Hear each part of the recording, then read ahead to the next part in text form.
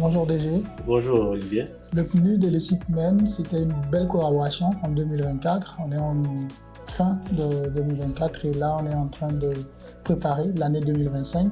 Est-ce que vous pouvez nous dire un peu qu'est-ce qui a poussé cette collaboration-là d'aller chercher le PNUD pour pouvoir accélérer l'autonomisation financière des jeunes? Qu'est-ce qui a été la cause de la motivation pour le CIPMEN?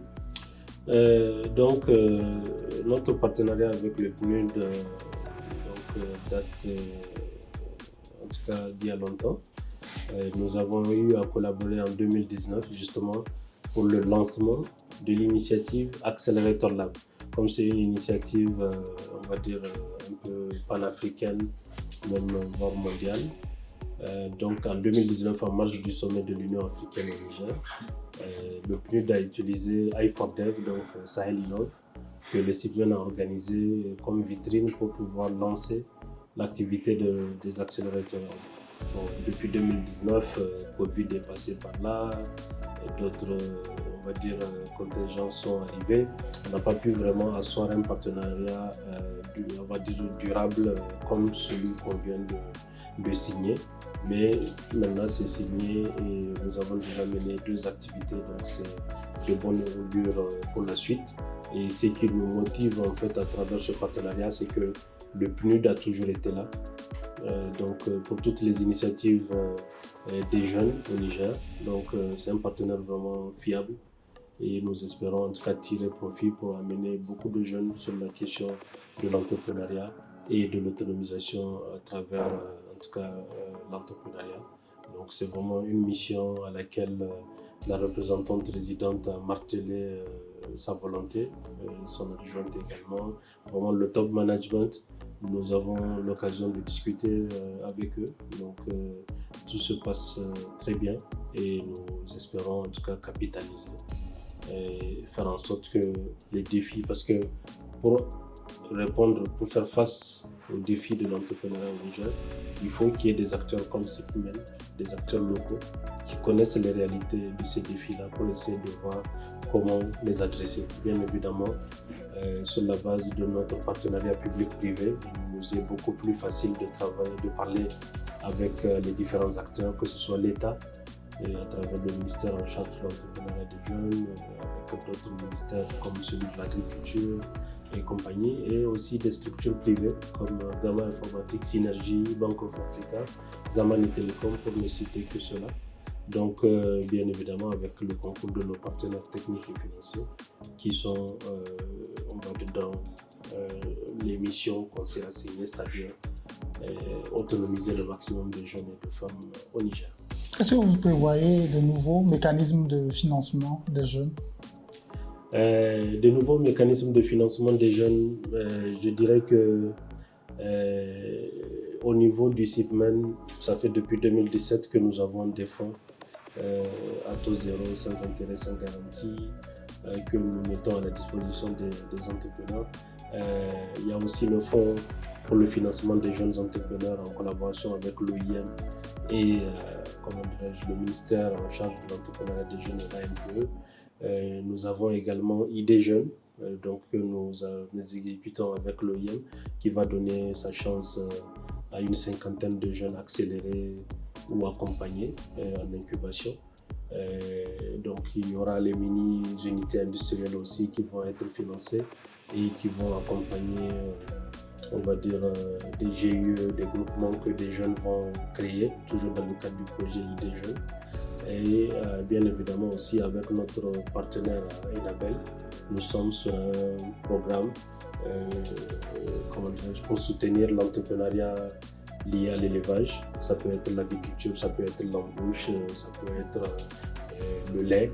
Et donc à travers cela, il y a au moins 200 jeunes qui vont être financés à travers le FISAN, donc que ce soit à Tawa ou à Dosso, puisque le projet concerne les 2 régions. Pour ID Jeunes, ça concerne Tawa et Maradi, et Tawa et Zender et Agadez. Et donc nous profitons en fait des opportunités aussi que nous offrent des partenaires pour pouvoir être là. Parce que CIPMEN en tant que tel, nous n'avons pas, on va dire, comment dirais-je, de fonds propres qui nous permettent de pouvoir financer à souhait. Mais par contre, nous sommes en mesure de monter des projets, des programmes pour solliciter l'appui de ces partenaires-là qui ont déjà cette ambition-là dans leurs prérogatives, que ce soit l'État aussi, avec le programme Agripreneuriat des jeunes qui va bientôt arriver également. Donc il y a beaucoup, on va dire, d'opportunités pour pouvoir accompagner les jeunes entrepreneurs au Niger. Maintenant, la question primordiale, c'est celle de leur survie et celle de leur durabilité. Parce que pendant les phases projet, on constate que tous survivent à 100%, mais dès que l'incubation s'arrête, ça tangue. Ça, c'est, on va dire, lié à notre écosystème, la structure de l'écosystème. C'est pas tout le monde qui est en capacité de gagner des marchés, parce que parfois il faut le réseau, parfois il faut beaucoup d'autres choses à prendre en considération. Mais qu'à cela ne tienne, quand ils viennent chez nous, on essaie de les aiguiller et de les outiller pour pouvoir faire face à ces défis entrepreneuriaux. Et justement, pour célébrer ceux qui arrivent à tenir, l'année passée, vous avez organisé, en 2024, vous avez organisé Inspire Jeune pour célébrer ceux et celles qui ont tenu sur la durée. Est-ce que vous pouvez nous dire si vous avez des coups de cœur parmi ces jeunes-là? Quel est votre coup de cœur parmi ces success stories que vous avez rencontrés? Oui, les coups de cœur. Sans pour autant faire de jaloux. Justement, on risque d'en faire. On risque d'en faire, mais il y en a pas mal. Il y en a pas mal. Je pense que des entreprises comme GMM qui arrivent à avoir des contrats, des gros contrats maintenant, ça fait une fierté. C'est vraiment quelque chose auquel, quand on l'apprend, ça nous fait quelque chose. Parce que des fois, quand je parle avec mes collaborateurs, on se dit, mais en fait, notre rôle d'accompagnateur, là, il est un peu ingrat parce que quand ça marche, les entrepreneurs ne regardent plus vers nous, des trucs comme ça. Je dis, bon, non, c'est pas tous qui sont comme ça. Et je pense que, donc, M. Amidou qui gère GMM, voilà. Et puis tous les autres, hein, il y a beaucoup qui viennent soit en essayant de faire des formations en direction des jeunes ou bien prendre des recommandations qu'on leur donne. C'est vraiment quelque chose qui n'a pas de prix.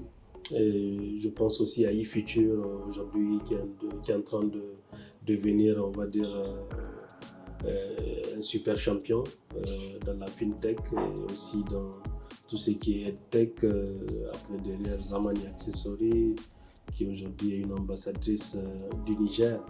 Donc qu'on a du plaisir aussi à accompagner. Il y a vraiment beaucoup d'autres entreprises, Humanal, Business Challenge. Donc il y a vraiment beaucoup de fierté. Je n'ai cité que quelques-uns parce que je pourrais passer, on va dire, la journée à les citer. Mais en tout cas, c'est même ceux que je n'ai pas cités, les Marie Délise qui font des jus, les saveurs de Mona, donc Authentique Saveur, Samimi Fashion. Donc il y en a vraiment pas mal de Nutrisat en région aussi. Comment dirais-je, Angel Agro à Zender. Il y a aussi Royal Pressing à Tawa. Et bien évidemment Calto Jus à Maradi. Donc vraiment, ils sont nombreux. ils sont nombreux. C'est vraiment on va dire c'est quelque chose qui nous motive davantage. Super. Quand on voit qu'on arrive à venir dans un écosystème où il n'y avait pas grand-chose et maintenant on se retrouve avec des entrepreneurs qui arrivent à créer des mini-réseaux régionaux et qui arrivent à même monter des consortiums, Smart Cré, Sahilus, donc il y en a qui sont dans les énergies renouvelables comme Nest Solar à Zender, donc il y a Niger Time à Dosso, bien Vision 24, donc il y a vraiment, on va dire, un sentiment de mission, et on va dire positive, parce que accompli, ce serait prétentieux, mais on dirait que notre empreinte quand même elle est positive et Ça, il faut qu'on continue. Je remercie mes collaborateurs grâce à qui on arrive à être partout sur le terrain, malgré les difficultés. Et ça aussi, c'est parce qu'on arrive à se parler et à mettre, on va dire, les intérêts de notre collaboration devant de tout. Et on arrive à trouver des solutions tous ensemble en famille. Merci. Pour l'année à venir, qu'est-ce qu'on peut vous souhaiter ou bien qu'est-ce que vous avez à souhaiter si aujourd'hui vous devez adresser vos vœux à tout l'écosystème entrepreneurial nigérien, que ce soit les incubés, que ce soit les partenaires, quel serait ce message-là que vous allez adresser? Vraiment la paix et la sécurité. Je pense que c'est la meilleure richesse. On l'avait. Aujourd'hui, on a des doutes. Mais je suis sûr que à travers notre abnégation et tout ça, parce que le défi aujourd'hui sécuritaire, c'est essentiellement dû, on va dire, à des perspectives économiques pour les jeunes qui sont quasi inexistantes. Donc il faut que chacun regarde devant sa porte et puisse dire comment on peut faire en sorte que tous ces jeunes-là aient vraiment le potentiel. Je ne veux pas aussi finir sans souhaiter en tout cas une bonne installation, comment dirais-je, la connectivité Internet, qu'elle soit meilleure en 2025 parce qu'on en a besoin pour pouvoir faire nos différentes activités. Et bien évidemment, je souhaite beaucoup d'opportunités pour le pays et de ces opportunités-là vont jaillir des opportunités pour nos entrepreneurs. C'est mon vœu le plus cher et bien évidemment, tout cela avec la santé, la prospérité et puis la fraternité qui nous caractérise. Donc, que vous souhaitez bonne santé. Merci, bonne année. Merci à vous. À bientôt.